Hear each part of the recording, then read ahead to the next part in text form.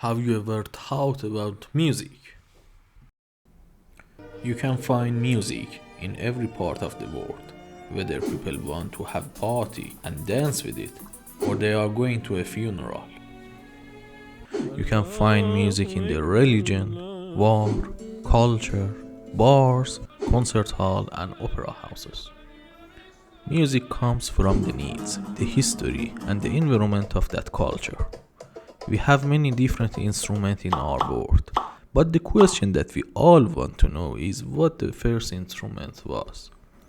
We don't know for sure, but some people say drum, the others say voice, or perhaps it was something like flute made from bones.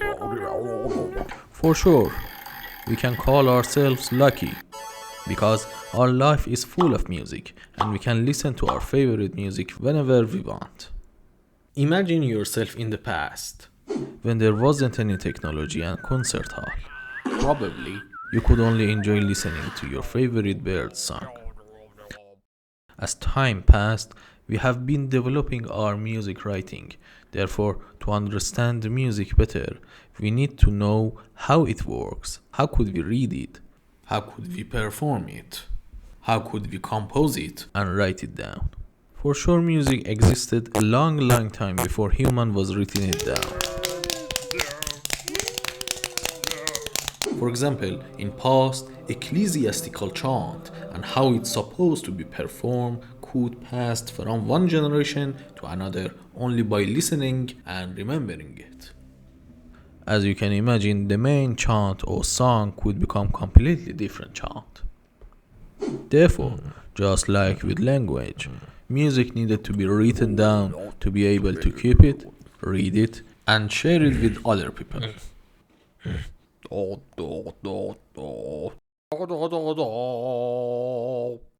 At the beginning, it was done by putting little signs above or below the words, which showed in the symbolic way a number of standard small groupings of notes, and this system was called neumes. However, this system has a big problem because it doesn't show how high or low that letter should be performed. 1,000 years ago, Guido of Arezzo, an Italian monk, published his new theories, which has a huge improvement in musical notation. He had developed a system that meant chant could be read and then sung by anyone. He created 4 lines and put the symbols on each line.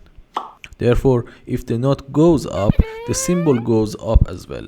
And if it goes down, the symbol goes down. I should mention that different cultures use different methods of notation, and it was dependent to the kind of music each culture favored. But all of them usually try to show 2 basic facts that any musical notation has to represent. 1. Pitch of a tone. 2. Duration. Nowadays, most part of the world use 5 parallel horizontal lines, which called stave or staff, for writing music. Musicians can receive all the information they need, such as melody, tempo, beat, and how quiet or loud notes should be performed just by looking at the staff. A note is a symbol which shows us a musical sound have a definite pitch. Also, it shows the length of time that sound is to be sustained.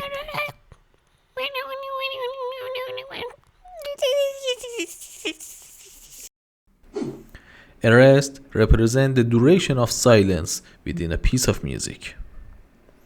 The musical alphabet includes only 7 letters, but it contains 12 different pitches. Don't confuse. Let me show you how it exactly works. Look at the piano. Piano has 88 keys.